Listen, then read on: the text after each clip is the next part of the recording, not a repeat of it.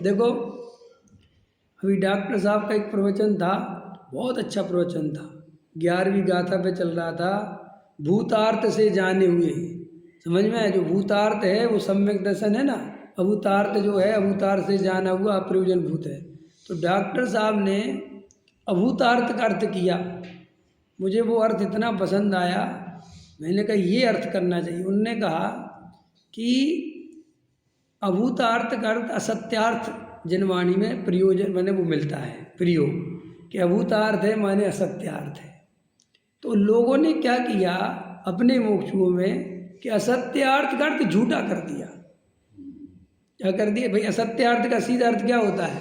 असत्य माने झूठा। अब वो झूठा का अर्थ क्या होता है कि नहीं है, नहीं है माने वो वस्तु ही खत्म हो गई, साहब तो बात झूठी है। तो डॉक्टर साहब ने उसमें लिया कि जैन दर्शन में अभूतार्थ का अर्थ वो है ही नहीं, ऐसा नहीं होता। ये अर्थ गलत करते हो। दयादान पूजा भक्ति है ही नहीं, ऐसा थोड़ी है। आत्मा में राग है नहीं, ऐसा थोड़ी है। तो साहब अभूतार्थ तो लिखा है उनने, अभूतार्थ का अर्थ अप्रयोजन भूत है। वो असत्यार्थ का अर्थ अभूतार्थ का अर्थ गधे के सींग नहीं है वो, कि साहब व्यवहार है ही नहीं, आत्मा में राग है ही नहीं, ऐसा है। अरे भैया आत्मा में राग है, आत्मा में वर्तमान में राग द्वेष क्रोध मान माया लोभ ये सब है।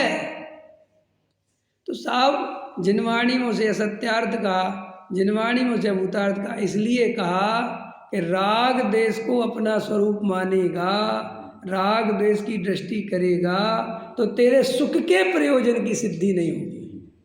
और हाँ वो विकारी भाव है, स्वभाव नहीं है, विभाव है। और विभाव है वो गधे के सींग जैसा नहीं है, उसे नहीं है सत्यार्थ है, झूठा है, राग है ही नहीं, ये नहीं समझना।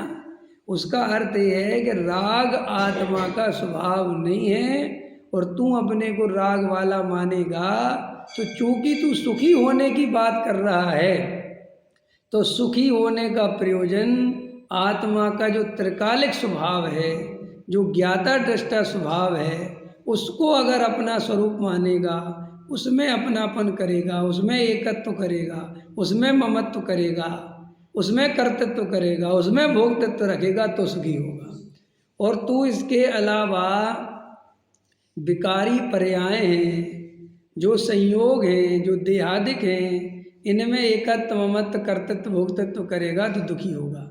इसलिए भूतार्थ से जाने हुए वे नव तत्व सम्यक दर्शन है। भूतार्थ माने हमारे प्रयोजन की सिद्धि करने वाले।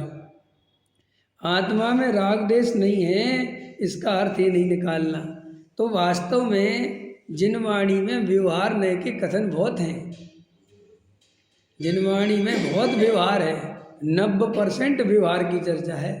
कोई कहेगा कि साहब जब सत्यार्थ जो प्रयोजन भूत तो निश्चय है, फिर व्यवहार की इतनी चर्चा क्यों की गई, निश्चय की चर्चा ज़्यादा क्यों नहीं की गई?